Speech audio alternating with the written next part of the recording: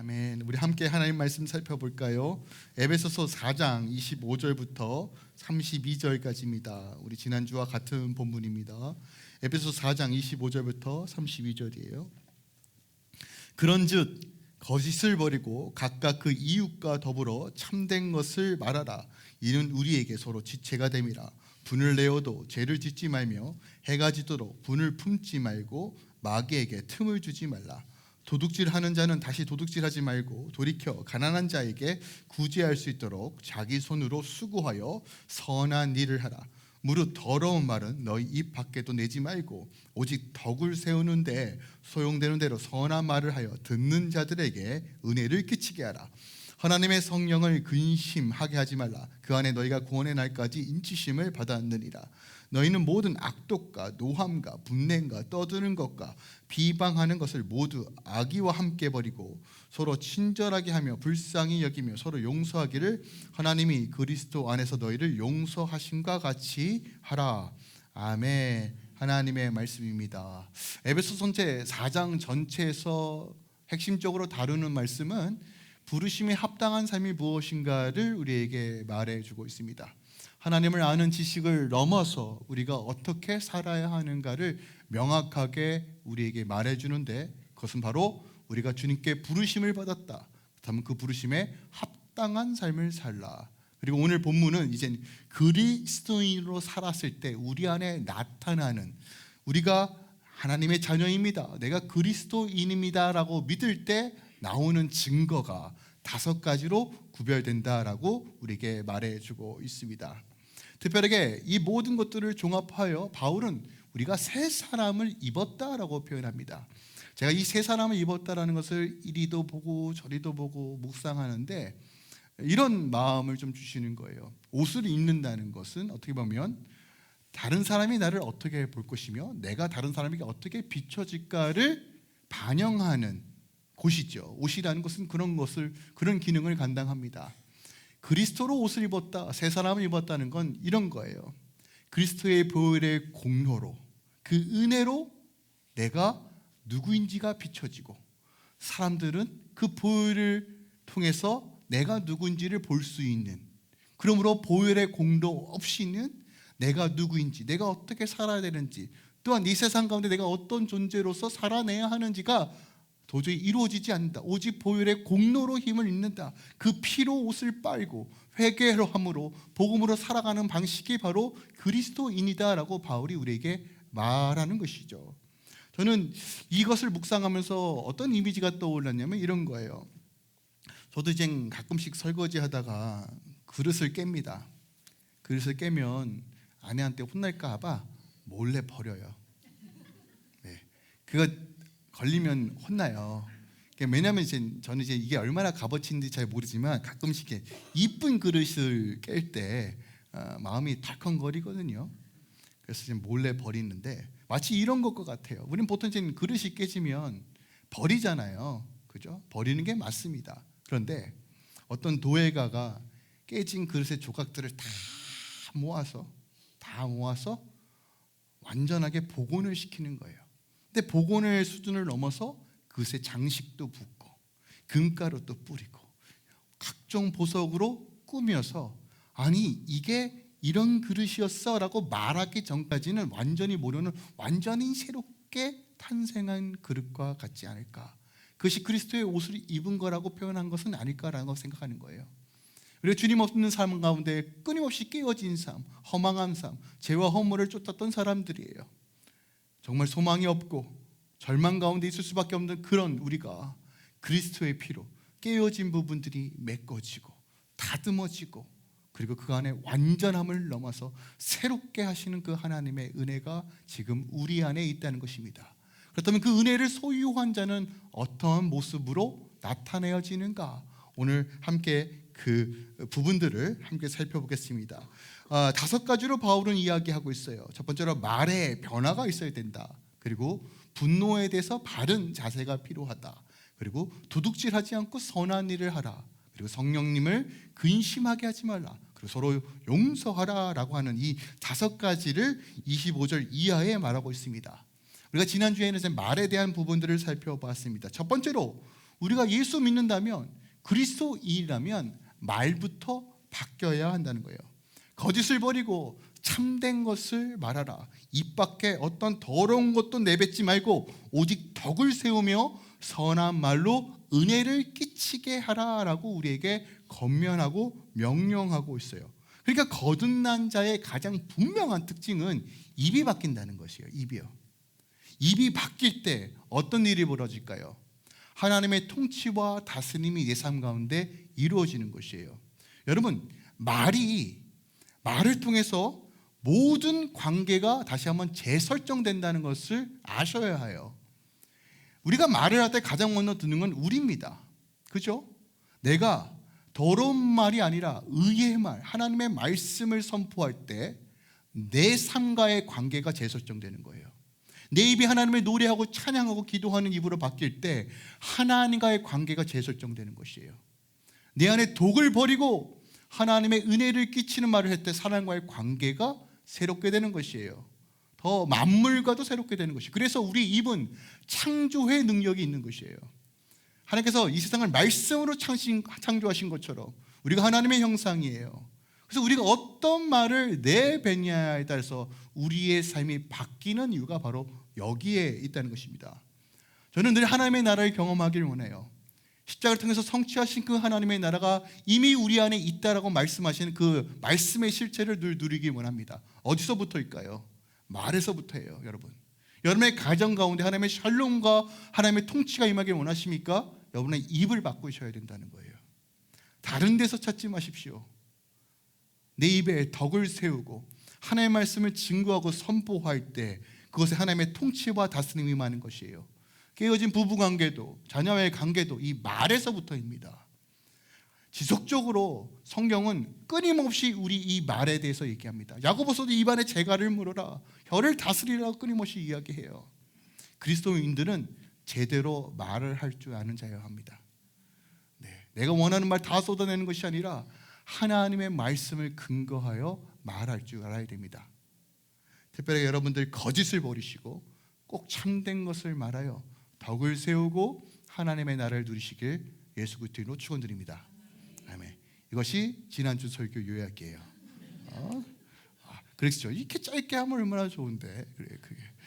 자, 오늘 계속적으로 바울이 살펴보기 원하는 것은, 자, 계속적으로 우리가 하나님 나라의 통치, 참 부르심에 합당한 삶을 살았을 때 우리 삶 가운데, 그러니까 내가 굳이 나 그리스도인입니다, 교회 다닙니다라고 굳이 얘기하지 않아도 내가 예수를 믿는다라면 변화되고 증거되는 일들. 두 번째가 무엇이냐면 분노에 대한 바른 자세예요. 오늘 26절입니다. 분을 내어도 죄를 짓지 말며 해가 지도록 분을 품지 말라입니다. 자, 분내다, 분노, 여러분들 다 가지고 있는 감정입니다. 겉으로 드러나지 않지만 우리 안에 불이 여러 개들이 있는 걸로 알고 있습니다. 감정들, 그죠? 어떤 불쾌한 감정들, 열받는 감정들, 이것을 우리가 다 분노라고 말합니다. 그런데 오늘 본문에 보니까 바울이 마치 이렇게 얘기하는 것 같아요. 분노 자체를 금지하는 것이 아니라 우리 안에 일어나는 이 감정이 일어날 수 있지만 중요한 것은 뭐예요? 다스리라는 것이에요. 분노를 다스리라는 거예요. 그러니까 분노가 내 안에 일어나더라도 죄를 짓는 것으로 반응하지 말라고 말하고 있어요. 그러니까 마치 분노와 죄를 구별하여 설명해요. 그런데 갈라디아서 5장 19절 이하에 보면요, 전혀 다른 이야기를 하고 있습니다. 그러니까 육체의 일을 따르는 일이라고 이야기하면서 그 중에 분냄을 이야기하는데 마음속에 놓여온 감정을 밖으로 드러내는 행위를 죄라고 얘기해요. 그러니까 마치 갈라디아서는요, 분노와 죄를 하나로 연결지어서 이야기해요. 그러니까 에베소서는 분리해서 이야기하는데 갈라디아서는 하나로 연결지으면서 심지어 이런 얘기까지 합니다. 하나님 나라의 기업을 받지 못한다라고까지 얘기해요. 그러니까 마치 이 두 서신서가 충돌되는 것 같아요. 그래서 여러분 성경을 보실 때 어떤 단어에만 집중하는 것이 아니라 전체 문맥을 볼 줄 알아야 돼요. 대체 이것을 무엇을 이야기하고 있는가? 성경에는 이런 단어들이 꽤 됩니다. 예를 들어서 어린아이 같이 되지 말아라, 어린아이 같은 믿음을 소유해라. 어느 장단에 맞춰야 될까요? 잘 보셔야 돼요. 무슨 의도와 목적을 가지고 있는지. 그러므로 말씀을 볼 때 문자 그대로 해석하는 것도 중요하지만 그 말씀 안에 담겨 있는 정신, 의도, 목적, 의지가 무엇인지를 보는 건 굉장히 중요합니다. 또 뭐가 있죠? 바울은 어느 때는 율법을 초등교사, 좋은 것으로 표현하지만 어떤 때는 율법을 율법주의처럼 너네 율법에서 벗어나라 라고 하면서 부정적인 요소를 사용해요. 그러니까 이 문맥을 잘 보셔야 돼요. 저는 지혜와 계시가 열어져서 여러분들이 하나님의 말씀을 잘 해석하고 잘 양육되어지길 예수께서 축원드립니다. 자, 그러므로 이제 분노는 두 가지 형태가 있다는 것을 우리가 어느 정도 캐치할 수 있어요. 우리 하나님도 분노하셨어요. 언제 분노하셨죠? 말 안 들을 때, 그렇죠? 모세야, 너 가라. 모세 처음에 하나님 내가 못 갑니다. 나 입도 안 되고 말도 못 하고. 그러니까 하나님 잘 보시면 하나님 분노하셨어요. 이것 봐라. 하나님 또 언제 분노하셨어요? 이스라엘 백성들이 하나님 잘 섬긴다고 하다가 또 반역하고 돌이켰대. 하나님 끊임없이 분노하셨죠. 하나님만 분노하셨나요? 우리 예수님도 분노하셨습니다. 외식하는 서기관과 바리새인들에게 뭐라고 말씀하셨어요? 화 있을진저.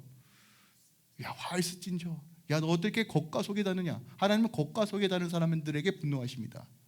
여러분들 하나님의 분노를 사지 마시길 부탁드립니다.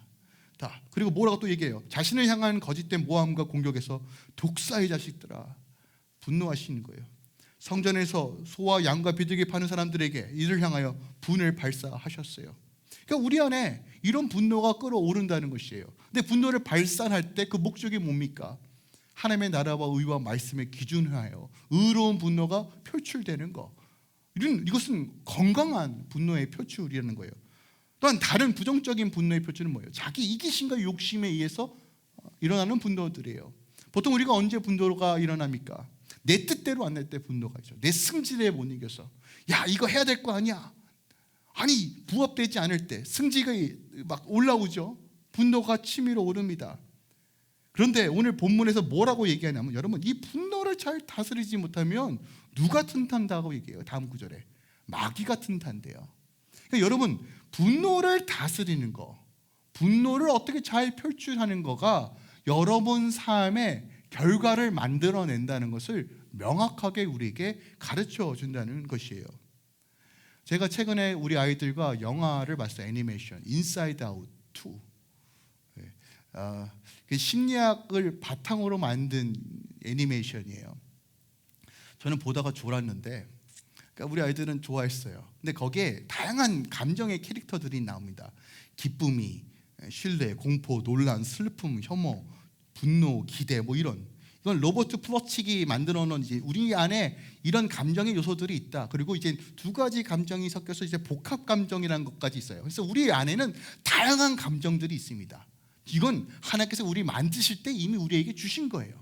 다양한 감정을 느끼고 다양한 감정을 표출하도록 하나님께서 우리에게 허락하신 것들이란 말이에요. 근데 문제는 이 감정을 바르게 표출하는가? 이것은 다른 문제라는 것입니다. 자녀들에게 감정을 어떻게 표출해야 되는지 가르치는 것이 좋은 교육 아닙니까? 네가 감정대로 아무렇게나 살아.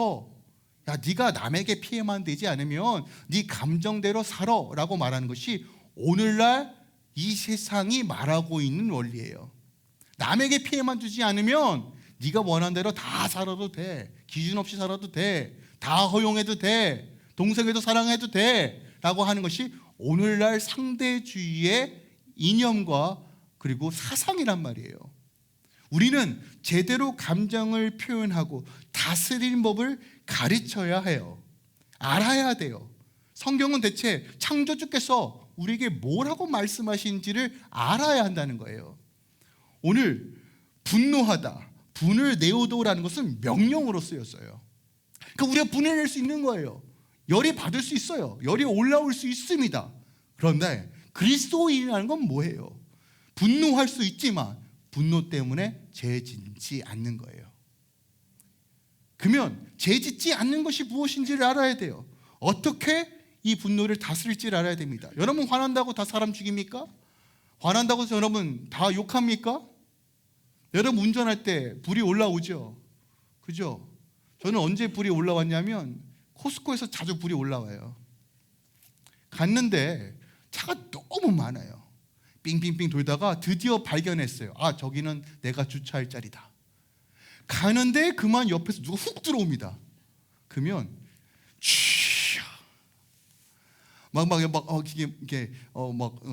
다양한 감정들이 막 올라와요. 그게 조금 마음에 여유가 있을 때는 아유 주여 축복하는데, 덥고 짜증나고 바빠 살겠는데 그런 일이 오면 막 심장이 막 두근거리고 와 그냥 미치고 환장하겠더라고요. 저만 그런가요? 여러분들 참 예수님 참 많이 닮으셔서 좋겠습니다. 우리 다 분노 올라오죠. 자녀들 양육할 때 얘는 왜 이렇게 말을 안 들을까? 왜 이렇게 말을 안 들을까? 오잖아요. 그냥 막 올라옵니다. 그렇게 가만히 있는데도 이제 아내분이 남편분이 자꾸 승질을 긁죠. 가만히만 있으면 중간이라도 갈 텐데 어찌나 그렇게 나를 잘 아는지 콕콕 찔러댑니다. 승질을 긁어내요. 터뜨려라. 여러분, 중요한 것은 분노가 나는 건 굉장히 자연스러운 거예요. 우리 인간이잖아요. 로봇 아니고요. 근데 이걸 어떻게 다스릴 거냐예요. 여러분, 다스린다는 것은 참는 게 아닙니다. 어떤 분은 이렇게 이해해요. 다스려야 되니까 참아야지. 꾹 참아요. 다스리면 어떻게 돼요? 참으면 터져요. 반드시 터집니다. 심리학자가 이게 감정의 쓰레기통이라고 하더라고요. 이 쓰레기통이 다 차면 차기 전에 버려야죠. 싸면 어떻게 돼요? 넘쳐납니다. 화가요. 그래서 멀쩡히 저 사람 참 얌전하대 하다가 갑자기 획가닥 변하는 사람들을 제가 몇 분 봤어요. 야, 어떻게 저렇게 사람이 미치지? 다 이게 감정이 쌓여다가 터지는 겁니다. 그러니까 우리는요, 참는 게 아니에요. 감정을 참으면 화병 생겨요. 오늘날 공황 증상이 참 많아요. 사람들이 그거 다 화병입니다. 화를 참아서요. 우리는 감정은 흘려보내야 됩니다. 다스려야 해요. 어떻게 해요? 오늘 본문에 해가 지도록 분을 품지 말라라고 말해요. 되게 재미난 표현이에요. 어떤 분은 이것을 이렇게 해석하더라고요. 해가 지지 않도록. 그러니까 24시간 동안 분을 내도 되는구나. 시작. 그러다가 시간 되면 참아야지.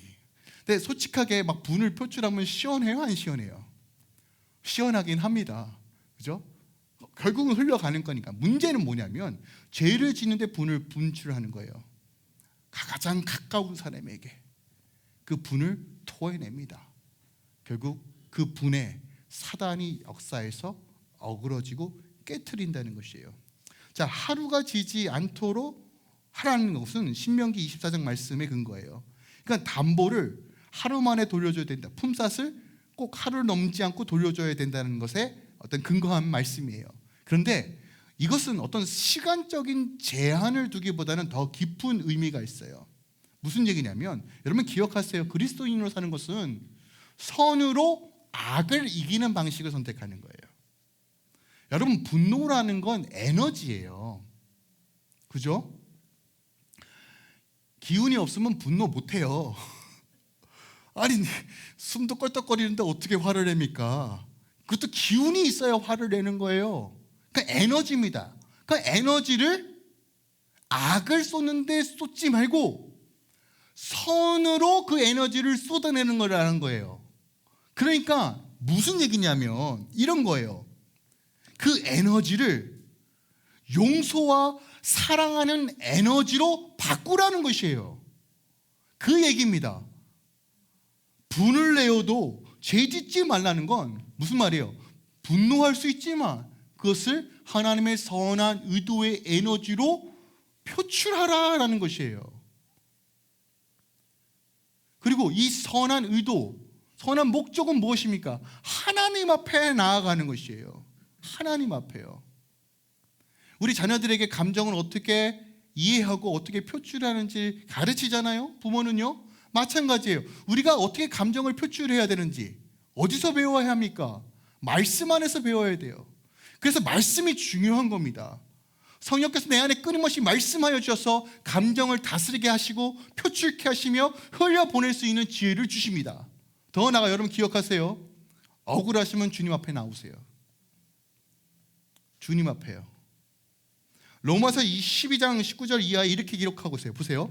내 사랑하는 자들아, 너희가 친히 원수 같지 말고 하나님의 진노하심에 맡기라. 기록되었을 때 원수 갚는 것이 내게 있으니 내가 갚으리라고 주께서 말씀하시니라. 내 원수가 줄이거든 먹이고 목마르거든 마시게 하라. 그리함으로 내가 숯불을 그 머리에 쌓아 놓으리라. 악에게 지지 말고 선으로 악을 이기라. 이것이 바로 우리가 분노를 표출하는 방식이라는 거예요. 우리가 뭘 훈련해야 됩니까? 내 승질대로, 내 감정대로. 여러분 승질대로 감정대로 행동했을 때 오는 피드백이 무엇입니까? 저 사람은 나이 먹어도 안 되네. 부정적인 요소 아닙니까? 사람들로부터 오는 비난과 조롱 아닙니까? 그때는 시원할 수 있지만 결과는 어떠냐는 거예요. 주님께서 말씀하시는 거예요. 너의 분노를 나에게 표출하라. 저는 이것을 이렇게도 이해할 수 있을 것 같아요. 이런 것 같아요. 하나님이요, 야, 욕은 내가 받을 테니 너희들은 자유하라 라고 해요. 하나님은 인간의 이 악순환의 고리를 끊기 원하세요. 근데 우리의 말과 우리의 거짓됨과 우리의 도둑질과 우리의 분냄이 결국 이 악순환의 고리를 계속 만든다고요. 원수 갚는 일을 원수 갚는 일로 대체했을 때 이 악순환의 고리는 계속 이어지는 것이에요. 근데 이 악순환의 고리를 어떻게 끊습니까? 사람에게 악을 토해내는 것이 아니라 하나님 앞에 호소할 때 하나님께서 해결해 주심으로 이 악이 선순환으로 바뀐다는 거예요. 분을 내어도 죄짓지 않는 거. 여러분, 육의 방식을 선택하지 마세요. 여러분, 이거 가장 쉬운 방법입니다. 내 승질대로 사는 거예요. 우리 성숙하고 성장해야 됩니다. 사람들이 우리를 그리스도인으로 보는 건 굳이 내세우지 않아도 우리가 분을 다스리는 그 모습을 통해서 저 사람 예수 믿는 사람이다라는 것을 알게 되는 거예요. 특별하게 여러분들 원수 갚는 거, 이 분노를 표출하는 일에 대해서 사람에게 행하지 마시고 주님 앞에 나오세요. 저희 교회 24시간 열려 있잖아요. 문 닫혀 있으면 키 드립니다. 오셔서 여기서 엎드려서 우시든 교회에 있는 휴지를 다 쓰시든 괜찮아요. 정말로요. 집에서 기도 안 되실 거예요. 차에서도 기도 잘 안 돼요. 주의 전에 오면 기도 돼요. 정말로요. 우세요. 목사님 그냥 오세요. 아무도 신경 안 써요. 다 그런 분들 여기 오셔서 기도하니까 괜찮아요. 괜찮아요. 우리가 누구에게 하소연합니까? 누구에게 내 억울함을 호소합니까? 누가 그렇게 억울함을 호소하면 누가 해결해 줍니까? 공감은 할 수 있겠죠. 힘들겠다. 잠깐뿐이에요. 잠깐뿐. 하나님 앞에 나오셔야 돼요. 하나님 앞에. 하나님 앞에 나올 때 하나님께서 이 분노를 다스리게 하시며 죄 짓지 않고 하나님의 의의 병기로서 그 에너지를 사용하게끔 하신다는 것이에요. 여러분의 분노가 의의 병기가 되길 소망합니다. 정말로요. 이 에너지가 하나님의 나라를 세워가는 일에 쓰이길 소망합니다. 다윗을 보세요. 형들 그 도시락 배달 왔는데 들어요. 골리앗으로부터 하나님의 이름을 비방하는 그 소리를 듣고 다윗이 분노합니다. 어찌 할례받지 않은 자가 우리 하나님의 이름을 망령되이 하는가? 그 어린 소년이 나가는 것이에요. 그리고 거룩한 분노를 표출함으로써 하나님께서 어떻게 하십니까? 그를 존귀케 하시는 거예요. 여러분, 그 분노를 의의 도구로 사용하십시오. 거룩한 열정으로 사용하시라는 거예요. 세 번째로 오늘 28절에 보니까 도둑질하는 자는 다시 도둑질하지 말고 돌이켜 가난한 자에게 구제할 수 있도록 자기 손으로 수고하여 선한 일을 하라 해요. 여러분, 도둑질하지 말라는 건 10계명 8번째 계명이기도 하죠. 그러니까 우리가 기본적으로 가져야 될 기본적인 덕목과 윤리입니다. 당시 예배석 교회에 도둑들이 많았나 봐요. 혹은 도둑질이 일상이었던 것 같아요. 뭐 그럴 수밖에 없죠. 다양한 계층의 사람들이 올 것이고, 또한 빈부격차도 있었을 것이며, 또한 어떻게 보면 그런 도둑질에 대한 인식이, 시민 인식이 분명히 없었을 겁니다. 그래서 그렇게 크게 문제 삼지 않았을 거예요. 근데 문제는요, 오늘 본문에 보니까요, 참 신기한 게 하지 말라와 구제하는 것을 연결지어서 설명해요. 이게 주목할 부분이에요. 도둑질하지 마, 거기까지 이해가 되는데 구제와 연결지어서 오늘 본문이 이야기하고 있다는 거예요. 여러분이 생각하는 도둑질은 뭐예요? 우리가 시민의식이 있기 때문에 기본적으로 도둑질이 뭔지 알죠? 훔치지 않는 겁니다. 남의 물건을. 그죠? 그런데 여러분, 도둑질하지 말라는 건 그런 개념을 넘어서 소극적으로, 즉 다른 사람의 수고에 의지하는 소극적 의미로서도 도둑질하지 말라는 거예요. 이 정도는 괜찮아. 자기 것이 아님에도 불구하고 취하는 행동들, 이것도 금지하라는 거예요. 저는 어릴 적부터 신앙생활했고 저희 아버지가 목회를 하기 때문에 교회의 참 다양한 일들을 참 많이 볼 거 못 볼 거 다 봤습니다. 그러면서 제가 몇 가지 결론들을 내린 게 있어요. 뭐냐면, 여러분 오해하지 말고 들으세요. 이건 리서치에 대한 정확한 팩트니까요. 성도님들이 교회에 오면서 교회가 마치 서비스 센터로 인식하는 경우가 있어요. 이거 다 공짜로 제공한대. 심지어 커피 믹서도 챙기시러 가시고, 교회 과자도 챙기시고, 빈컵도 챙기시고, 심지어 화장실에 휴지도 챙기세요. 그러면서 어떤 분은 이렇게 얘기하더라고요. 나 헌금 내잖아. 제가 뭐가 문제인지 굳이 설명드리지 않아도 여러분들 인지하실 거라고 믿어요. 여기는 은혜와 사랑이 넘치는 곳이니까 괜찮아. 예전에 어떤 집사님이 방송팀에서 일을 했는데 교회 방송 이렇게 편집하는 게 컴퓨터가 필요하다고 해가지고 그때 꽤 비싼 돈 주고 노트북을 교회 재정으로 구입했어요. 그래서 그걸로 이제 교회 를 열심히 하실 거라고 생각했는데 본인 직장에서 일하는데 사용하시더라고요. 할렐루야.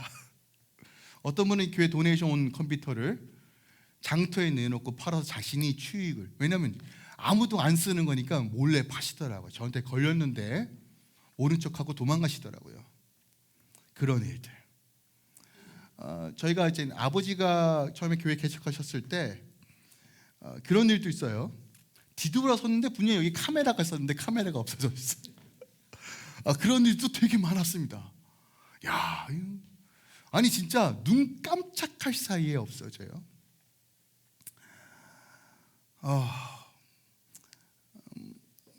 글쎄요, 이게 무슨 심리인지 모르겠어요. 자기 것은 굉장히 아까운데 교회 것은 아깝지 않다라고 생각하시는 것 같아요. 물론 이 교회 모든 것들은 성도님들의 귀한 헌금을 통해서 이루어진 일입니다. 그죠? 근데 우리가 기억할 것은 주인 의식을 갖는 건 굉장히 중요해요. 근데 여러분, 주인 노릇을 하기 시작하면요, 우리는 모든 것들을 함부로 사용할 수밖에 없어요. 저는 찬양팀을 오래 해봐서 압니다. 교회에서 사놓은 악기들은 100% 고장납니다. 근데 자기가 갖고 온 악기는 그래요. 어떻게 보면 우리가 기본적으로 가지고 있는 심리일 거라고 생각이 듭니다. 근데 여러분 기억하세요. 그리스도인이 뭐냐는 거예요. 세상 사람들과 똑같이 하는 게 과연 그리스도인이냐는 거예요. 여러분, 그런 모습이 꼭 교회 하나만 있을까요? 교회 밖에도 있습니다. 제가 맘스 커뮤니티 가면 가장 많은 질문 중에 뭔지 아십니까? 우리 아이가 지금 캐나다에 태어났는데 한 1, 2년 한국 가려고 해요. 근데 그 아이들 보조금 계속 받으려면 어떻게 해야 돼요? 라고 하는 질문들이 굉장히 많아요. 맞아요, 틀려요? 그랬더니 댓글에 그 걸리면 큰일 나는데 안 걸리는 경우도 있더라고요. 야, 이건 무슨 심리예요? 물론 진짜 어쩔 수 없는 사정이 있으신 분도 계세요. 제가 압니다. 알아요. 특히 이거 보험금 있잖아요. 보험금. 정말 몸이 아파서, 그죠? 국가에서 주는 그 실효급여가 필요하신 분도 계세요. 근데 저는 모르겠어요. 왜 잘한 그런 분들만 보이는지. 본인 입으로 한 고백이에요. 자기 멀쩡한데 조금만 더 쉬기 위해서 받는데요. 아니 본인 입으로 저한테 간증하셨어요. 그래서 제가 그거 듣고 있는데 이걸 어떻게 해야 되나 하다가, 그때는 제가 전도사였고 아무 인도 없으니까 그러셨군요 들어줬는데, 지금 생각해 보니까 저도 참 그랬어요. 여러분, 돈뿐만이 아니에요. 여러분, 시간과 달란트, 우리가 얼마나 많이 도둑질하는지 몰라요.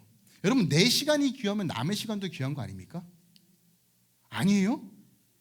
근데 내 시간은 굉장히 귀한데 다른 사람의 시간은 굉장히 가볍게 여깁니다. 약속 시간에 습관적으로 늦으시는 분들, 여러분 이거 깨어 있으셔야 돼요. 우리 그리스도인은요, 여러분 간단하게 말씀드릴게요.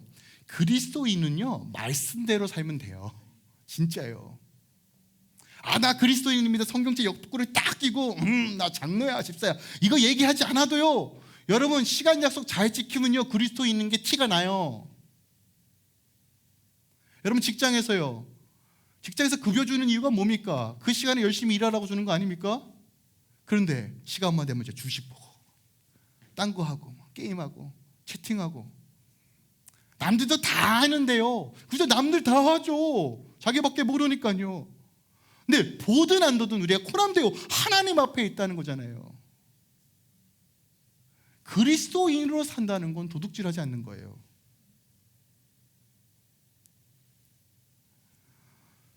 가족끼리도 마찬가지입니다. 가족끼리, 부모끼리, 자녀끼리 약속하잖아요. 얼마나 많이 어깁니까? 그럼 우리 자녀들이 부모를 보면서 뭘 보겠어요? 그리스도인들은 저렇게 사는구나. 여러분 꼭 지키셔야 돼요. 정말로요. 자녀 늦게 일어난다, 여러분 그거 방치하시면 안 돼요. 정말로요. 정말로요. 오늘 뭐라고 얘기하냐면 자기 손으로 수고하여 선한 일을 하래요. 여러분, 자기 손으로 수고한다는 뜻은 어떤 의미를 가지고 있냐면 죽도록 일을 하라는 거예요. 죽도록 땀 흘려서 일을 하라는 거예요. 놀라운 사실은 그렇게 땀 흘려서 번 돈으로 뭐 하라고 말합니까? 구제하라고 말해요. 당시 구제로만 살아가려고 했던 사람들이 있었던 것 같아요. 물론 몸이 불편하고 어려우신 분들, 과부들은 도움이 필요했어요. 근데 그러하지 않은 사람들도 교회 가면 밥 주고 돈 주니까 오는 사람들이 있었다는 것이에요. 그때만 그런가요? 오늘날도 그래요. 저 사람 돈 많어. 저 사람 돈 막 써도 돼. 한 통 싸, 이 집 싸. 여러분, 이런 게 제가 너무 많이 봐와서 그래요. 죄송해요. 내 돈이 소중하면 남의 돈도 소중한 겁니다. 물론 우리가 한 가정 안에서 친밀한 가운데 서로 부탁하고 나눌 수 있는 부분들도 있다고 생각합니다. 근데 우리가 너무나 자기중심적으로 생각하는 경우가 너무 많아요. 오늘 뭐라고 권면하냐고요? 죽도록 일하라. 온몸으로 땀을 흘려라. 그 소산으로 구제해라 라는 거예요. 그러니까 이것은 이런 의미입니다. 합당하게 선함으로 벌고 선하게 흘려보내라예요. 내가 땀 흘리지 않는 돈으로 구제하지 말라는 거예요. 어떤 분들은요, 자기 돈도 아닌데 생색을 내요. 그거 하지 말라는 거예요. 거짓말하지 말라는 거예요. 여러분, 도둑질하는 그 죄의 배후에는 여전히 이기심이 자리 잡고 있어요. 이기심, 나중심적이에요. 여러분, 나중심적인 것은 절대로 그리스도인이 될 수 없습니다. 하나님 중심적이어야 돼요. 사도행전에 보면요, 사도행전 20장에 보면 바울이 이제 3차 전도 여행을 마무리하고 예루살렘을 떠나기 전에 에베소 교회 장로들을 모아놓고 고별 설교하는 것이 사도행전 20장이에요. 20장 35절에 이렇게 말해요. 범사에 여러분에게 모범을 보여준 바 같이 수고하여 약한 사람들을 돕고 또 주 예수께서 친히 말씀하신 바 주는 것이 받는 것보다 복이 있다 하심을 기억하여 할지니라. 자, 그러므로 오늘 도둑질하지 말고 구제하라는 이 말은 이 말로 바꿀 수 있어요. 주는 것이 받는 것보다 복되다예요. 여러분, 세상에서 왜 주지 못할까요? 사람들은 왜 구제하지 못할까요? 이유는 하나입니다. 자기 손해볼까 봐요. 자기 손해볼까 봐. 자신에게 이익이 되지 않으면 사람들은 움직이지 않아요. 다 자기 중심입니다. 자기 돈, 자기 돈, 자기 돈. 근데 성경은 뭐라고 말하는지 아십니까? 하나님 말씀대로 살면 지금 당장 손해가 보여요. 계산기 아무리 두드려도 이거 100% 손해예요. 근데 주님 뭐라고 말씀하십니까? 해라. 그러면 내가 채우겠다요. 이게 믿음의 원리예요. 여러분, 구제하고 선교하는 거 돈 많이 듭니다. 너무나 많은 에너지가 쏟아져요. 계산적으로 맞지가 않아요. 근데 여러분, 기독교 선교단체들 보세요. 구제하고 선교하고 에너지 쏟고 시간 쏟고 대중 다 쏟습니다. 망합니까? 신기하죠? 만약에 기독교가요, 여러분들 손해만 봤다면 아무도 예수님 안 믿었을 거예요. 이건 선교사님한테 물으면 다 아는 사실이에요. 기적적으로 채워주시고 또 흘려보내게 하세요. 나는 아무것도 없는데 하나님께서 나를 통로로 사용하세요. 분명히 마이너스가 나고 바닥이 나야 되는데 넘쳐요. 특징이 뭔지 아십니까? 더 흘려보내요. 그럼 더 채워주세요. 그럼 더 흘려보내요. 그런데 우리가 내 욕심이 가미되잖아요. 내 의와 내 욕망으로 선교하잖아요. 반드시 하나님께서 깨트리시더라고요. 여러분 기억하세요. 불의한 방법으로 돈 버는 거 아니에요. 선한 방법으로 정당하게 정직하게 그리고 여러분 흘려보내세요. 우리가 주님께 갈 때 돈 들고 가는 거 아니잖아요. 그죠? 물론 돈 필요해요. 재정 필요합니다. 여러분 정말 필요한 거예요. 살아가는데 필수잖아요. 근데 기억하세요. 하나님께서 맡겨주신 이유가 있어요.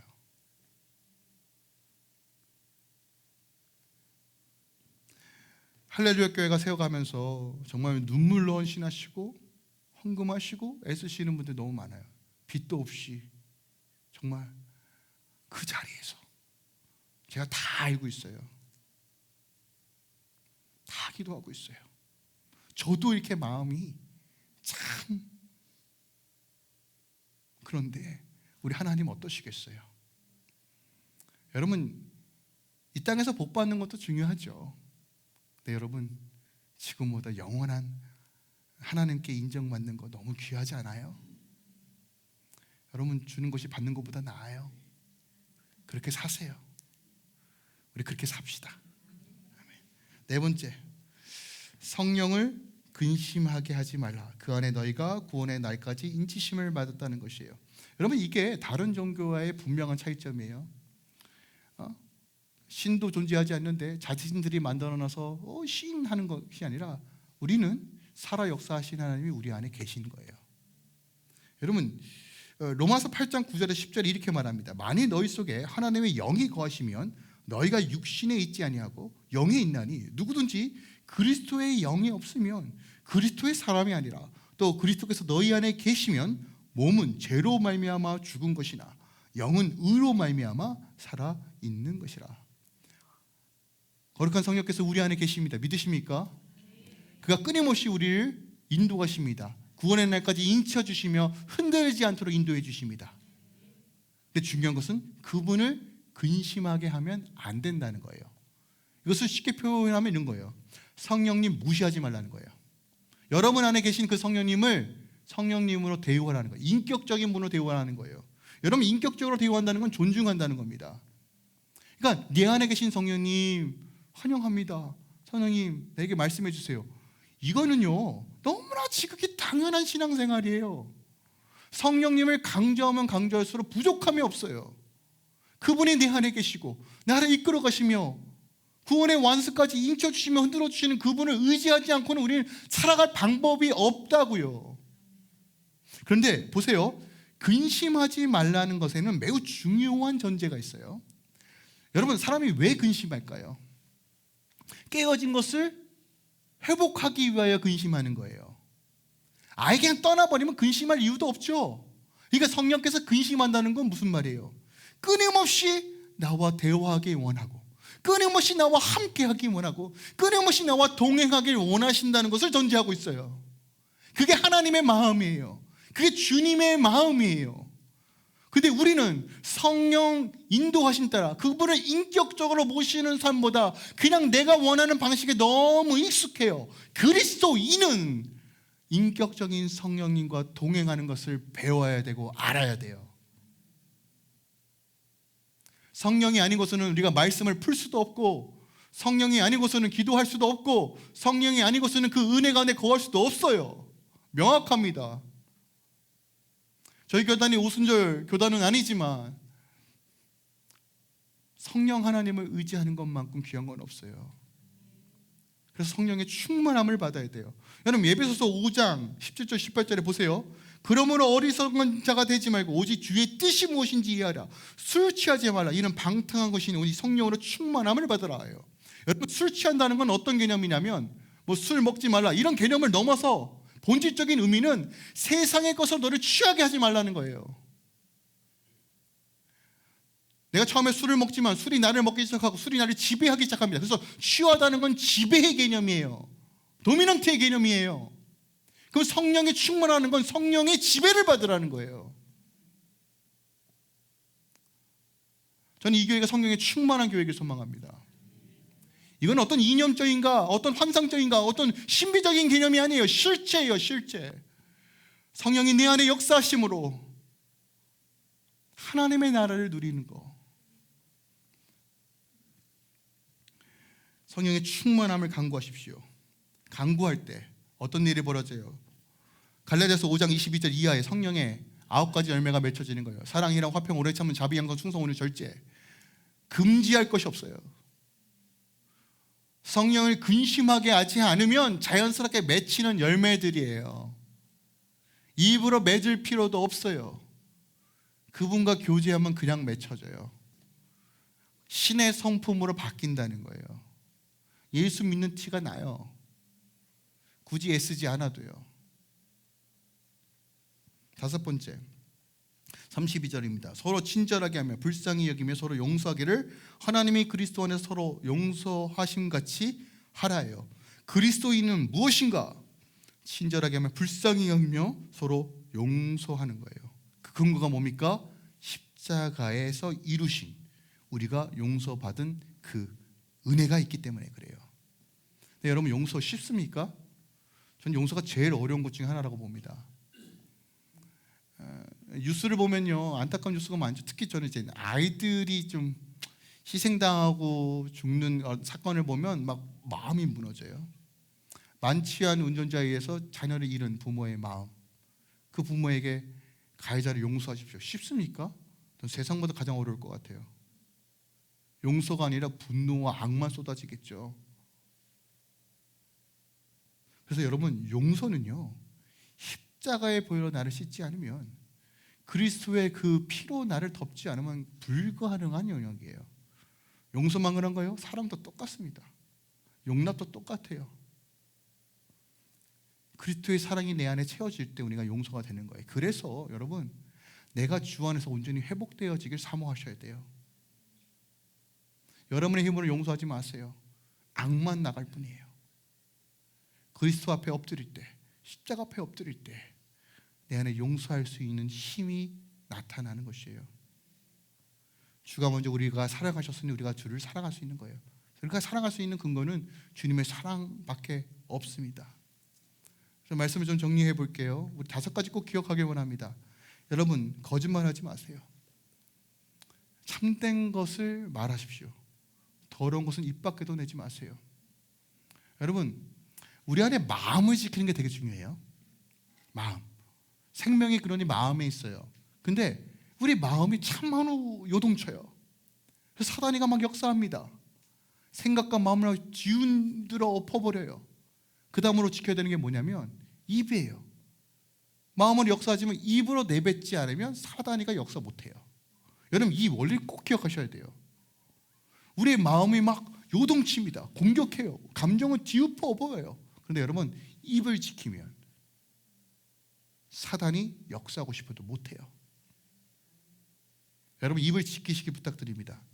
여러분, 분노에 대한 바른 자세, 감정에 대한 바른 자세예요. 주님께 맡겨드리는 삶, 주님께서 갚아주겠다는 믿음 안에서 살아가십시오.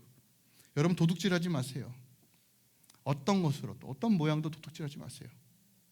그리고 선한 일을 하도록 자기 손으로 수고하여 돕는 일, 하나님이 나를 세워가는 일에 여러분 나아가십시오. 성령님을 근심하게 하지 마십시오. 그분과 동행하십시오. 그리고 서로 용서하고 용납함으로써 여러분의 가정과 교회를 세워가십시오. 하나님의 나라가 이미 우리 안에 맺고 하나님의 나라와의 유업이 이미 우리 안에 역사합니다. 그런데 하나님께서 우리에게 말씀하십니다. 백성처럼 살아라. 아니, 백성으로 살아라예요. 그의 백성으로 살아갈 때 하나님의 역사를 목도하고 보는 것입니다. 이번 한 주도 여러분 삶 가운데 이 5가지를 위해 신음하시고 기도하시고 주의 나라 세워가시길 예수 그리스도로 축원드립니다.